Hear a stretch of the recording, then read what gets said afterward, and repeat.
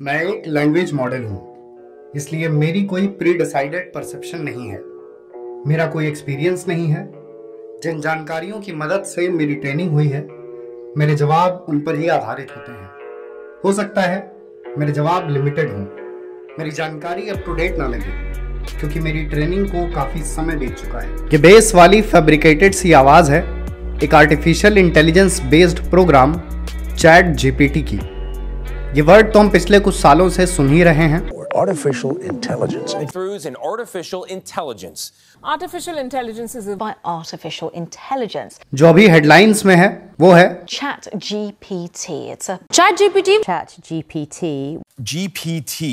Chat GPT. एक तरह का चैटबॉट जो हमारी और आपकी तरह जवाब देता है, कविताएं लिख सकता है। कविता क्या चीज़ है? फिल्म तक लिख सकता है, कोडिंग कर सकता है, पार्टी प्लान कर सकता है, आपकी गलतियों को सुधार सकता है, पास्ट वाली नहीं ग्रामर वाली, एकदम इंसानों की तरह बात कर सकता है। जिसे आए हुए सिर्फ 1 हफ्ते हुए थे और उसके 1 मिलियन यूज़र हो गए, और जनवरी 2023 तक इस चैटबॉट के पर डे यूज़र 13 मिलियन थे। पर क्यों? ऐसा क्या था एक चैटबॉट में जो एक झटके में इतना पॉपुलर हो गया?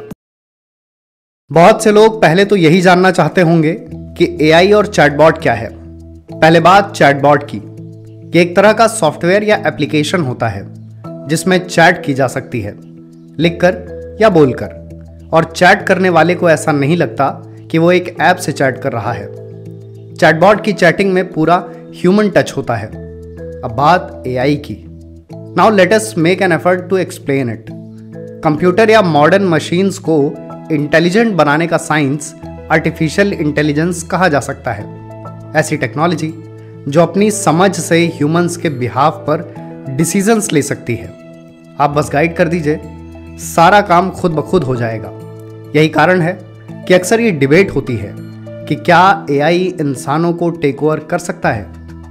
नवंबर 2022 की 30 तारीख सैन फ्रांसिस्को की एआई कंपनी ओपन एआई ने एक चैटबॉट लॉन्च किया। नाम था चैट जीपीटी। इस चैटबॉट की फॉर्मेशन के दौरान सिलिकॉन वैली के कई बड़े प्लेयर्स इन्वॉल्व्ड थे।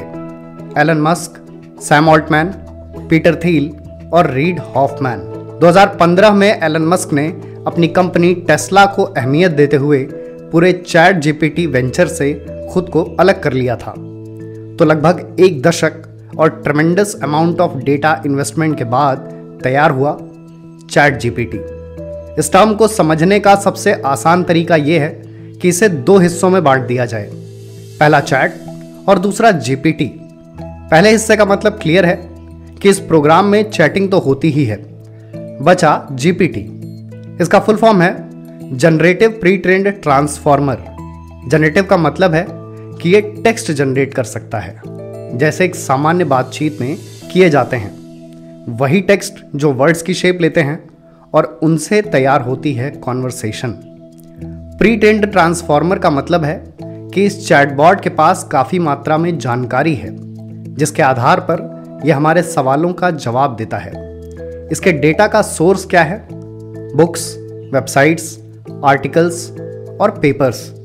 चैट जीपीटी एक और सेंस में काफ़ी यूनिक माना जाता है। Chat GPT neural network based machine learning का एडवांस्ड मॉडल भी कहा जाता है।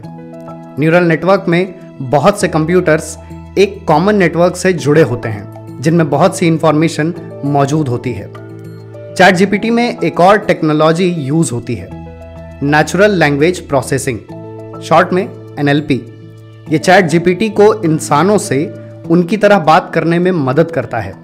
यानी आप कभी चैट जीपीटी से कोई सवाल पूछें और जवाब पढ़कर ऐसा लगे कि यह जवाब किसी प्रोग्राम ने नहीं बल्कि इंसान ने दिया है, तो उसका एक बड़ा कारण एनएलपी है।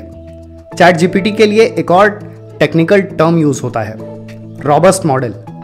वो इसलिए क्योंकि ये जितने भी आप देता है उसमें ज्यादातर सटीक होते हैं।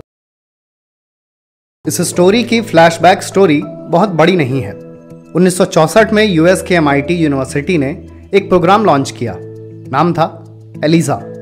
यह दुनिया का पहला चैटबॉट था। तब इसे चैटरबॉट कहा जाता था।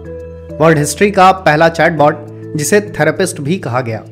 जो इंसानों के इनपुट को इंसानों की तरह समझ सकता था।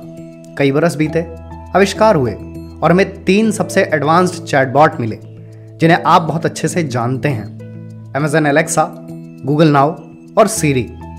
एलिजा और अभी के चैटबॉट्स के बीच की ड्यूरेशन में भी काफ़ी कुछ हुआ। कई एडिशंस हुए, उन सभी की वैल्यू एडिशन से फाइनल प्रोडक्ट तैयार हुआ ChatGPT। ये प्रॉबेबली पूरे वीडियो का सबसे अहम हिस्सा।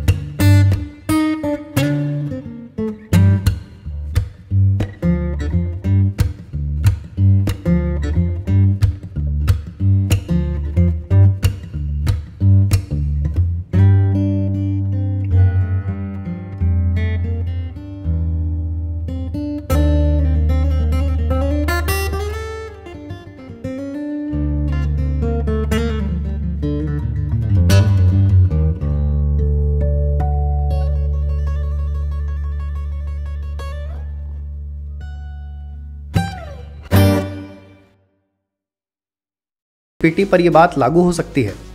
इसमें भी एक छोटा सा क्लॉज है। इंसान जिस तरह एक भाषा विकसित करते हैं और चैटबॉट्स जिस तरह भाषा पर काम करते हैं, दोनों में बहुत अंतर है। चैटबॉट्स रियलिटी के नज़दीक हो सकते हैं या बहुत नज़दीक, पर वो जिस लैंग्वेज मॉडल पर काम कर रहे हैं वो इंसानों का ही बनाया है। एक्सपर्ट्स का ये भी कहना है कि जिनके लिए फेक न्यूज़ एक बड़ी परेशानी है, उनके लिए चैट जीपीटी जैसे टूल्स कहीं बदतर साबित होने वाले हैं। कुछ ऐसे केसेस भी देखे गए हैं जिनमें चैट जीपीटी ने बॉम्ब मेकिंग से जुड़े सवालों के जवाब दिए हैं। कभी कभी चैट जीपीटी गलत जवाब देने के बावजूद पूरे आत्मविश्वास में रहता है। इस चैटबॉट को काफ़ी लोगों ने टॉक्सिक और बायस्ड भी बताया, वो भी तब जब चैट जीपीटी ने महिलाओं को घरेलू कामों से रिलेट किया और कहा कि आदमियों का आईक्यू ज़्यादा होता है। कुछ सेंसिटिव इश्यूज जैसे मेंटल हेल्थ के सवालों पर ऐसा ऑब्जर्व किया गया है कि चैट जीपीटी अपना रिस्पॉन्स क्राफ्ट कर रहा है। इन बातों का मतलब क्या है? जब एक चैटबॉट अपनी प्राइमरी स्टेज में है तब इस पर किसी अहम बात के लिए निर्भर रहना ठीक नहीं है, और शायद यही पूरे सब्जेक्ट का कंक्लूडिंग पॉइंट है।